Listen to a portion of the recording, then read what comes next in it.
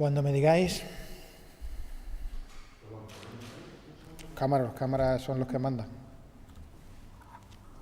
¿Sí? ¿Ya? ¿Estáis? Muy bien. Buenos días, gracias por vuestra asistencia a esta rueda de prensa tras el Consejo de Gobierno que hoy hemos celebrado. En primer lugar, queríamos informaros del primer asunto que ha aprobado el Consejo de Gobierno, en el que ha autorizado la contratación de servicios de asistencia técnica para dos actuaciones, para seguir ampliando, por un lado, la ronda sur de Badajoz y, por otro lado, la ronda sureste de Cáceres.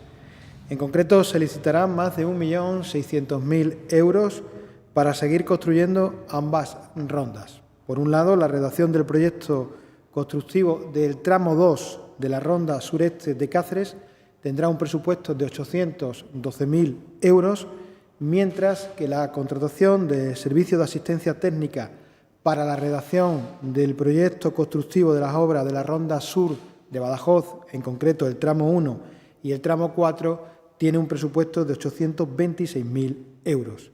La apuesta por las infraestructuras que hace la Junta de Extremadura en ambas capitales de provincia es clave para que ambas ciudades, para que Cáceres, para que Badajoz sigan desarrollándose, pero también para que sean atractivas y puedan atraer inversión. En enero de 2022, como ustedes saben, se abrió al tráfico una infraestructura de gran importancia para la ciudad de Badajoz, como fue la Ronda Sur. Una infraestructura que en estos momentos está siendo clave para aliviar el tráfico y para mejorar la conectividad de la plataforma logística. En estos momentos son más de 4 kilómetros los que ya están puestos o abiertos a los conductores. Esta primera intervención supuso una inversión de más de 30 millones de euros. La Ronda Sur completa cuenta con un trazado de 16,5 kilómetros. Ahora lo que se pone en licitación es el proyecto técnico para seguir avanzando hasta llegar a esos 16 kilómetros, concretamente en los tramos 1 y 4, con un presupuesto, como les he dicho, de 826.000 euros. Y por otro lado, se ha autorizado la asistencia técnica a la dirección, control y vigilancia, en este caso de las obras de la ronda sureste de Cáceres. Concretamente sería el tramo 2 de esa ronda, con un presupuesto de 812.000 euros. La ronda sureste de Cáceres, el primer tramo, entró en servicio después de 3 años de obras, con una inversión que hizo la Junta de Extremadura de 22 millones de euros, que en estos momentos esa ronda tiene una intensidad media diaria de 15.000 vehículos al día y lo que, como vuelvo a insistir, hoy hemos contratado, hoy hemos aprobado, es la licitación de la asistencia técnica para seguir construyendo esa ronda sureste en Cáceres, concretamente en el tramo 2. Por tanto, hoy lo que damos es pistoletazo de salida a seguir invirtiendo, a seguir desarrollando, por un lado, la ronda sur de Badajoz y, por otro lado, la ronda sureste de Cáceres, con más de 1.600.000 euros de licitación para estos dos proyectos que son muy importantes para poder vertebrar tanto la ciudad de Cáceres como la ciudad de Badajoz. En otro orden de cuestiones, la Junta de Extremadura, el Consejo de Gobierno de hoy, ha aprobado las bases reguladoras para ayudas destinadas a la realización de proyectos de investigación industrial y desarrollo experimental que se van a realizar en régimen de colaboración entre empresas privadas y entidades, agentes públicos del sistema extremeño de ciencia, tecnología e innovación.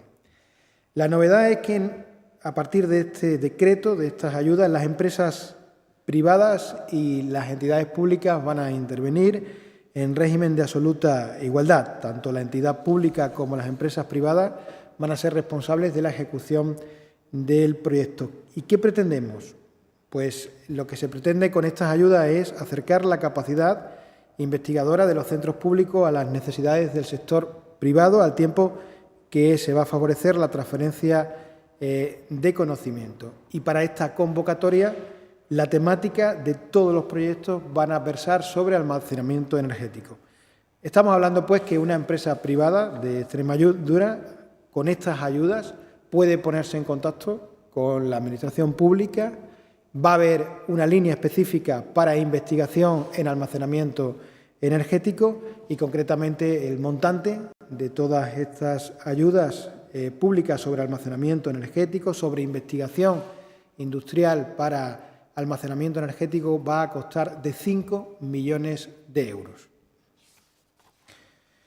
El Consejo de Gobierno también ha autorizado hoy la suscripción de 22 convenios de colaboración entre la Consejería de Sanidad y Servicios Sociales y, en este caso, 22 mancomunidades para la prestación, información, valoración y orientación de los servicios sociales de atención social básica. Estamos hablando de 22 convenios con un importe de 3.736.000 euros que hoy hemos aprobado.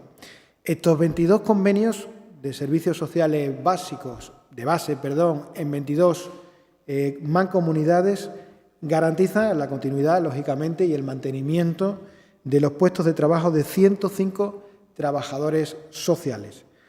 Para nosotros, los servicios sociales de base son un instrumento fundamental.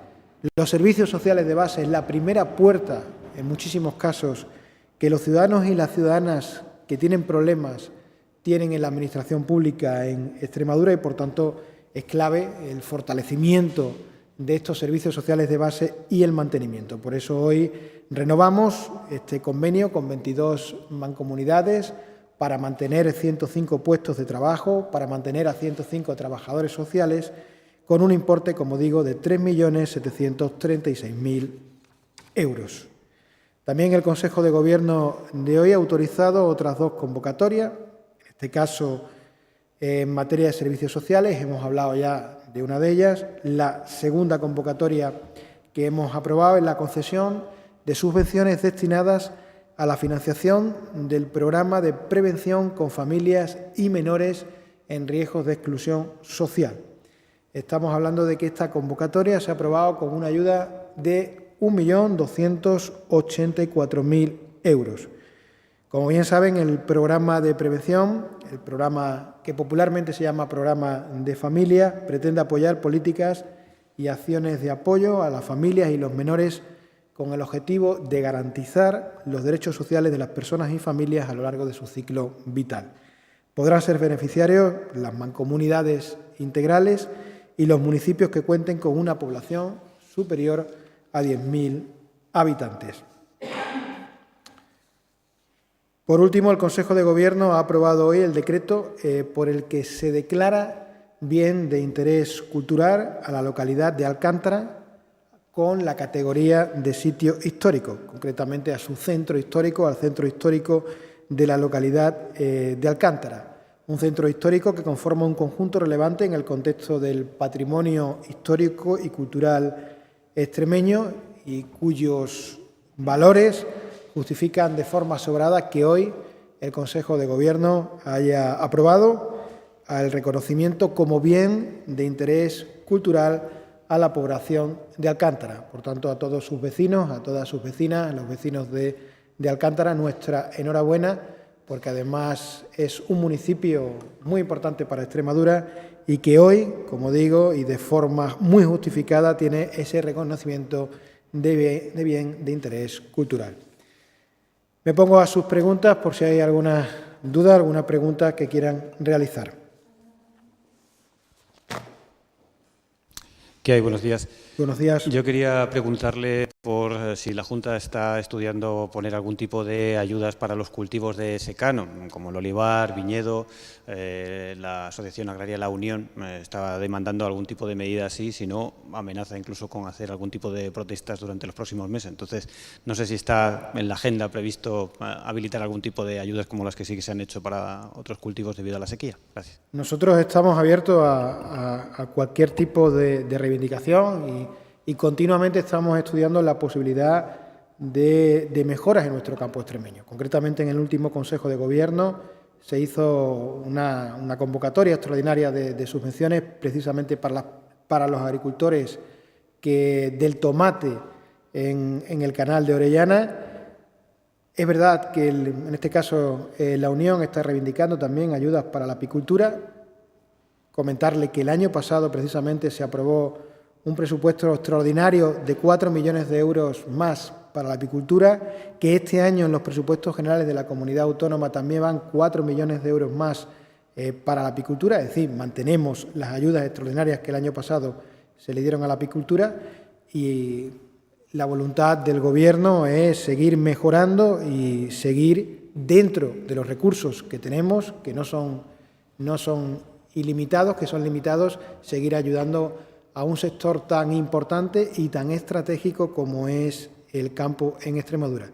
Y tanto es así que es algo que creemos que es de vital importancia, como es para Extremadura la política agraria comunitaria. Yo creo que hay que decir un día sí y otro también que la política agraria comunitaria, la nueva PAC que se ha firmado, pues mejorará el campo en Extremadura, no solamente el de regadío, sino el de secano. Yo creo que esto es algo muy importante que no debemos quedar atrás, porque se ha batido el cobre muy duramente la Junta de Extremadura, el Gobierno de España, para tener una PAC para beneficiar a esos agricultores, y creo que la nueva PAC beneficiará a toda la agricultura, y especialmente también a la gente del secano en nuestra región. ¿Más preguntas? Sí, buenos días. El viernes conocíamos la oferta MIR. Hoy el consejero de Sanidad, José María Bergeles, ha hecho referencia en su cuenta de Twitter. Bueno, ha dicho que llegar a tener 1,4 aspirantes por plaza MIR es gracias a más plazas acreditadas, que esperan no tener que tener el mismo problema que hubo en el periodo 2011-2015. Queríamos una valoración a nivel de Junta de Extremadura, si cree que con estas plazas ofertadas para la formación MIR se podría paliar o solucionar en parte el problema de la falta de profesionales en el ámbito de la sanidad aquí en nuestra tierra, en Extremadura. Gracias. El problema de la falta de profesionales no es un problema de Extremadura. Cuando se hacen preguntas sobre la falta de profesionales sanitarios en Extremadura, nosotros negamos la mayor. No es un problema de Extremadura, es un problema del sistema sanitario en este país, que en estos momentos, como digo, el problema es que faltan sanitarios, pero nosotros no creemos que solamente sea un problema de Extremadura, es un problema del conjunto del sistema sanitario en España. Y nosotros, esta es un buen primer paso, el de la convocatoria de nuevos MIR, pero nosotros entendemos que hay que dar más pasos. Por ejemplo, el tema de las notas de corte en selectividad. Yo creo que se debería abrir un poquito más la mano precisamente para poder entrar más aspirantes a poder optar a esas plazas de médicos. Y luego tenemos un problema en estos momentos, y es que la generación del baby boom, que a día de hoy son médicos, muchos de ellos en estos momentos se están jubilando. Por tanto, no es un problema solamente de Extremadura, es un problema a nivel nacional, y cualquier tipo de medida como la que estás hablando que vengan a paliar esa problemática, pues bienvenida sea. ¿Más preguntas? Sí, buenos días. Es sobre el anuncio que hizo el presidente de que el año que viene habría nuevos trenes en Extremadura. Los planes de Renfe pasan porque esos trenes llegarían en todo caso en 2024 y quizá no para Extremadura. No sé si la Junta mantiene la esperanza de que haya nuevos trenes el año que viene. Vamos a ver, lo importante en estos momentos es que hacía 15 años que Renfe no compraba nuevos trenes. Hacía 15 años que no compraba nuevos trenes. Renfe ya ha anunciado, y en estos momentos ya está en ello ese contrato, 5.400 millones de euros para la adquisición de 519 trenes. Nosotros entendemos, desde la Junta de Extremadura, entendemos que de esos 519 trenes vendrán trenes nuevos para esta región. Por tanto, nosotros no nos apartamos de que en el 2023 esos 519 trenes, algunos de ellos, pues lleguen a esta comunidad autónoma. Pero claro, esto tampoco depende de Renfe. De Renfe lo que depende es el contrato. Que estén esos 519 trenes, pues ya depende de la producción. Pero nosotros vamos a seguir apostando porque de esos 5.400 millones de euros que se han invertido en la adquisición de esos 519 trenes, pues que vengan a Extremadura una parte de esa cuantía, y vamos a seguir apostando porque ojalá en este próximo 2023 puedan estar. Ahora bien, dicho esto, aparte de la adquisición de nuevos trenes, que es importante y que vamos a seguir reivindicándolos, también es importante en este año 2023 la electrificación. Y yo creo que en este primer semestre del 2023 será muy importante que la electrificación esté acabada. También será muy importante, y eso ya se está haciendo, el tramo en estos momentos de Plasencia a Navalmoral de la Mata, que es fundamental para nosotros. Y también es vital que salga el tramo de una vez por todas de Oropesa a Madrid. De todas maneras, creemos, lo digo porque nosotros vamos a seguir siendo reivindicativos, pero hay un dato que es muy bueno para esta región. En el año 2021, a día de hoy, habían pasado durante todo el 2021 unos 60.000 pasajeros en las líneas de trenes de Extremadura. En el año 2022 son 150.000 pasajeros. Estamos hablando de 2,5 veces más el volumen de pasajeros que hay en el 2022 con respecto al 2021. Y esto significa que el servicio, con todas las reivindicaciones que tengamos que hacer, y las vamos a seguir haciendo, pero que el servicio ha tenido que mejorar, porque cuando hay más del doble de pasajeros que en el año 2021, algo dice de que está mejorando el servicio, y en eso es en lo que vamos a seguir reivindicando. Mejores trenes, nuevos trenes y trenes nuevos para que haya más servicios ferroviarios en Extremadura, porque los datos lo están avalando, los del 2022 con respecto a los del 2021, para bien. ¿Más preguntas? Muy bien, muchísimas gracias.